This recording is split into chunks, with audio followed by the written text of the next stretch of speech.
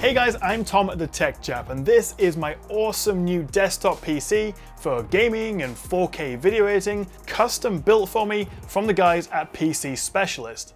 So this is actually the first pre-built PC I've had, not one I've built myself, in I think like 7 or 8 years.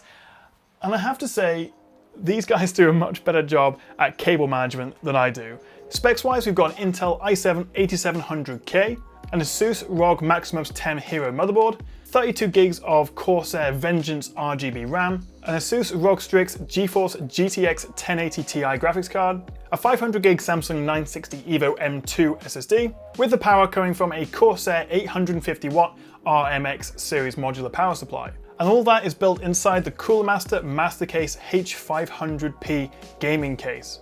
I think ideally, if money was no object, I would have had a i9 processor. That would have been much more useful for my Premiere Pro editing.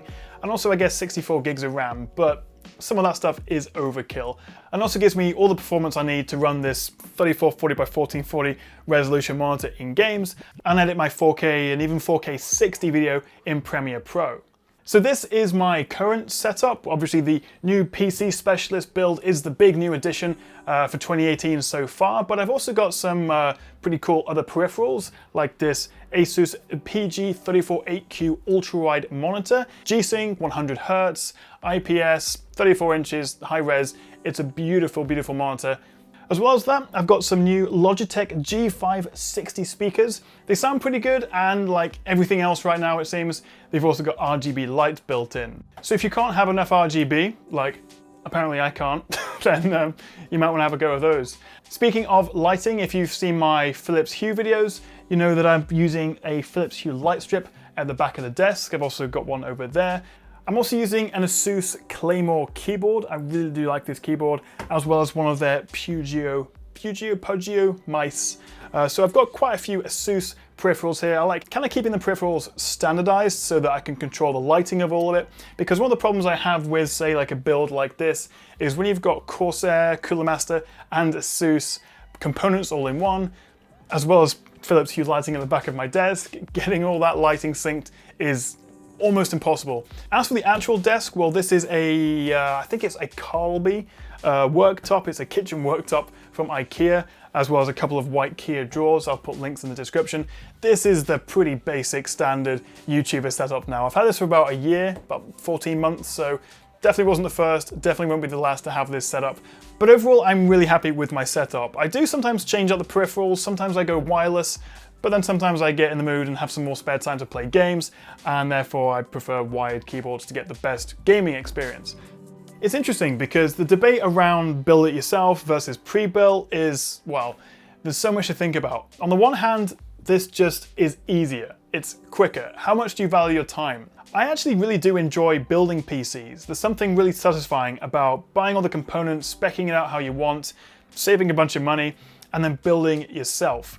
But it's not easy, and it takes a lot of time. Wait, come on.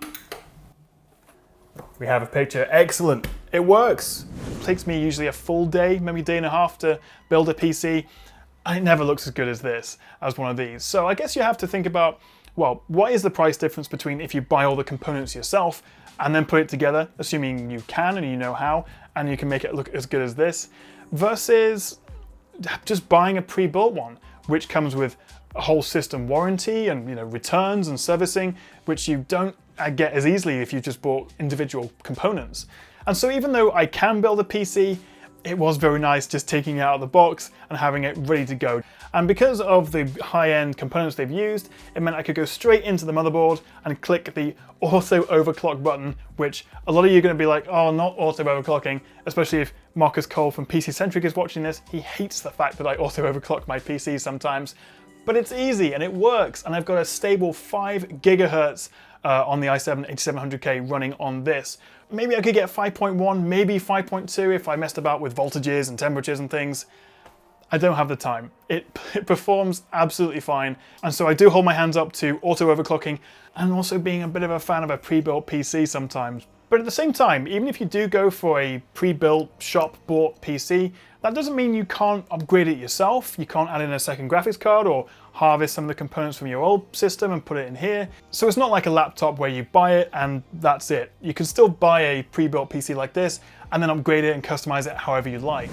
So let me know what you make of all this. Do you like what I'm using? Do you think it's terrible? Have I made a massive error? Should I stop YouTube and delete my channel because I use auto overclocking? Do let me know in the comments below. A big thanks to PC Specialist for providing me with this PC, and I've left a link in the description below if you want to go and check out this PC and some of their other great builds. I've got loads more PC hardware videos coming up soon, so make sure you subscribe and also click that notification bell so you don't miss any of them. Thank you very much for watching, guys. I'll see you next time right here on the Tech Chap.